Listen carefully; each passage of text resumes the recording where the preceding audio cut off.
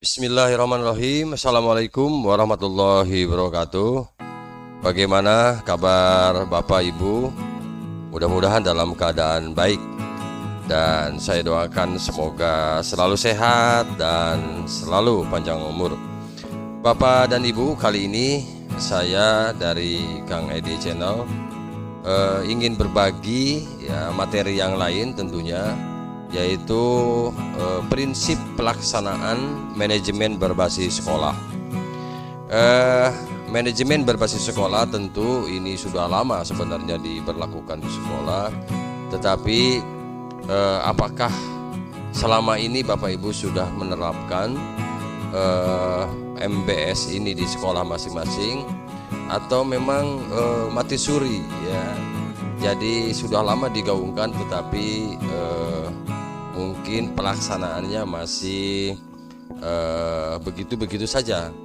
Nah, ini tentu kita perlu dicas ya, perlu diupdate lagi, dan tentu diingatkan kembali kepada Bapak dan Ibu bahwa manajemen berbasis sekolah ini penting sebagai alat ya, atau program pemerintah yang baik ini untuk meningkatkan bagaimana pengelolaan sekolah, bagaimana menjadikan sekolah ini menjadi yang berkualitas, tentu menjadikan sekolah yang mandiri sehingga sekolah bisa lebih baik tentunya. Baik Bapak dan Ibu, prinsip pelaksanaan MBS ya kali ini yang akan saya sampaikan kepada Bapak dan Ibu, di mana kata prinsip ini menjadi kunci ya di dalam sebuah program tentunya, karena prinsip itu adalah pernyataan fundamental atau kebenaran umum maupun individual yang dijadikan oleh seseorang atau kelompok sebagai sebuah pedoman untuk berpikir atau bertindak. Nah, kalau di dalam Kamus Besar Bahasa Indonesia, prinsip itu kebenaran yang menjadi pokok dasar berpikir, bertindak dan sebagainya. Jadi menjadi fondasi ya, prinsip yang barangkali sulit untuk tergoyahkan oleh orang lain. Nah, prinsip ini perlu diterapkan di salah satu program yang baik ini, yaitu diantaranya manajemen berbasis sekolah. Sebagaimana pendapat para ahli bahwa prinsip-prinsip yang ada di dalam sebuah program, salah satunya dari manajemen berbasis sekolah ini, kalau kita teliti, kalau kita cari kata kunci dari pendapat para ahli ini, sebenarnya yang menjadi prinsip dasar di dalam sebuah keputusan seperti memanage sebuah sekolah ini menjadi dasar dalam berpikir dan berpijak. Nah, tentu prinsip-prinsip ini yang ada pada seseorang seperti misalnya kepala sekolah, guru, ini perlu diterapkan, kemudian perlu diimplementasikan, sehingga kalau semua orang memiliki prinsip yang sama, tentu akan menghasilkan sebuah keputusan yang baik juga. Baik, kita lanjut Bapak Ibu ke slide berikutnya. Sebenarnya di dalam MBS ini ada 10 prinsip MBS, 10 prinsip manajemen berbasis sekolah. Yang pertama adalah keterbukaan.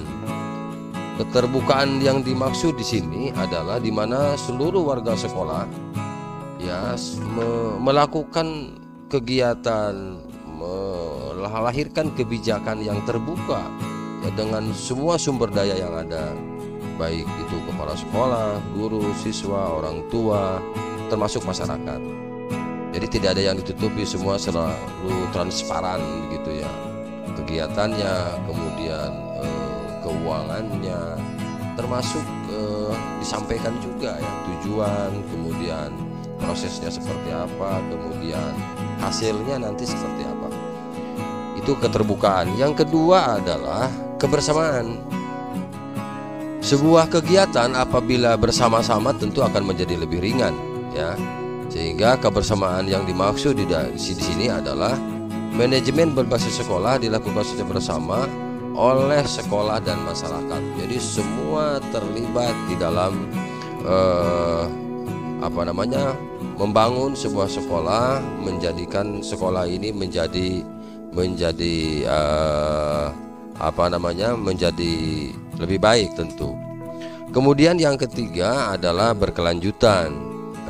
Prinsip yang ketiga berkelanjutan, artinya manajemen berbasis sekolah dilakukan secara berkelanjutan tanpa dipengaruhi pergantian pimpinan sekolah.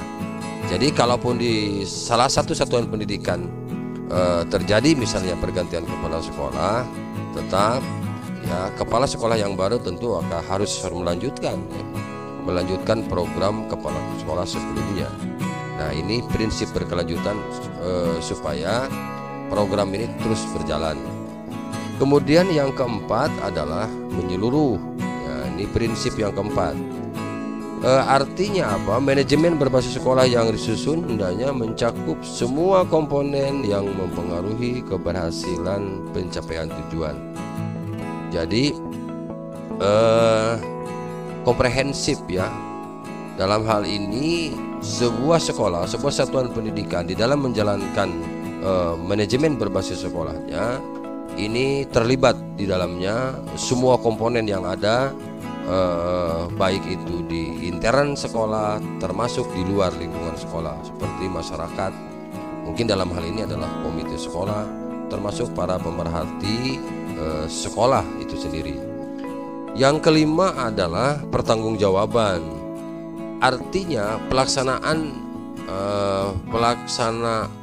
MBS ini tentu ya harus dapat dipertanggungjawabkan kepada siapa? Ya kepada masyarakat dan pihak yang berkepentingan.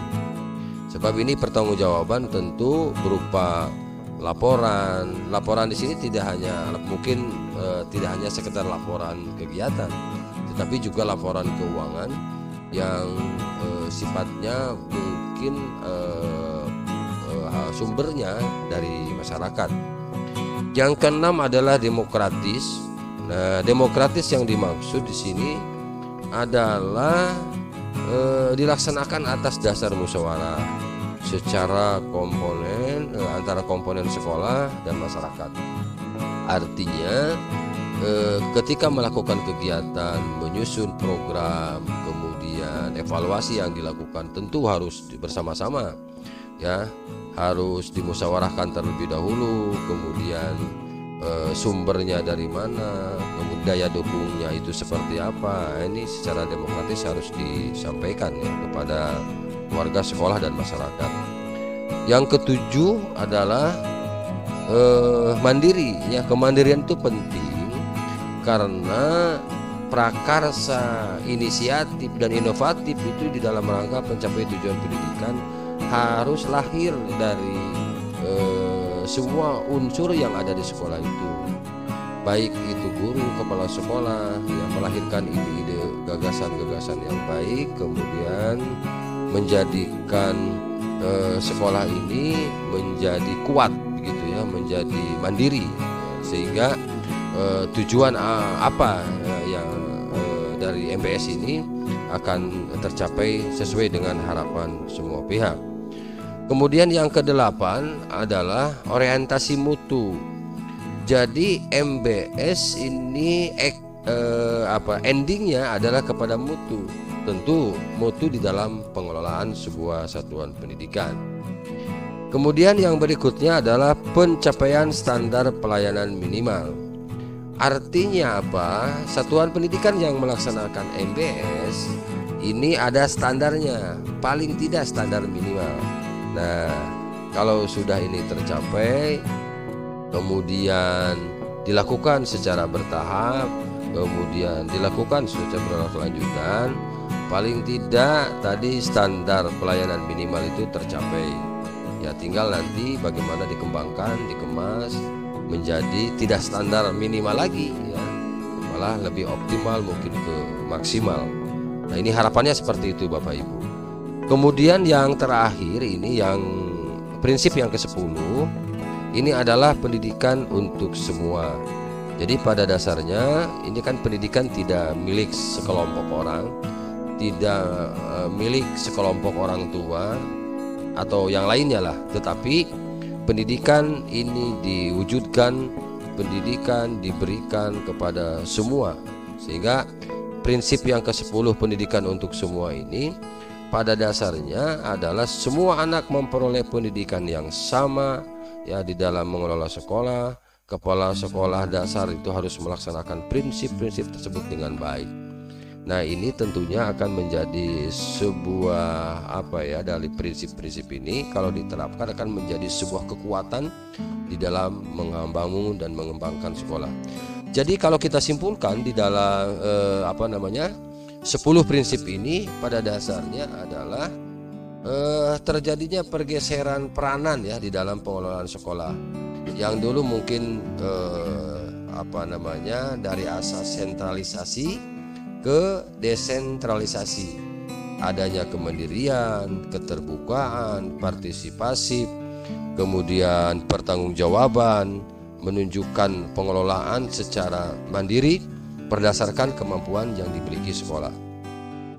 Nah, itu adalah prinsip-prinsip yang perlu ditanamkan terutama kepada Bapak dan Ibu guru ya, kemudian kepada guru, termasuk mungkin dalam hal ini pengawas ya, ikut terlibat di dalamnya, karena peran demi peran dari masing-masing indikator tadi ini perlu dipahami dan ditingkatkan agar semua komponen yang terlibat di dalam pengelolaan sekolah menjadi satu kesatuan, menjadi satu tujuan, sehingga harapan dan tujuan dari MBS ini endingnya adalah berhasil dengan baik.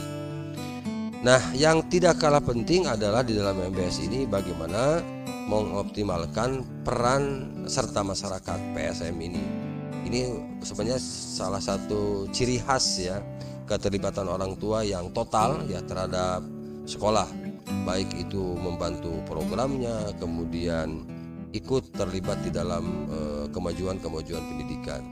Barangkali itu Bapak dan Ibu yang dapat saya sampaikan. Mudah-mudahan ini menjadi satu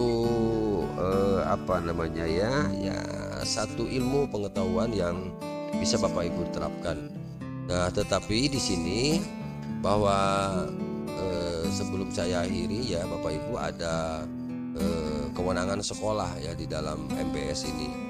Misalnya mencakup proses pembelajaran mengajar, perencanaan, evaluasi program sekolah, pengelolaan kurikulum, pengelolaan ketenagaan, dan seterusnya ya. Di sini ada termasuk hubungan sekolah dengan masyarakat dalam pengelolaan iklim sekolah.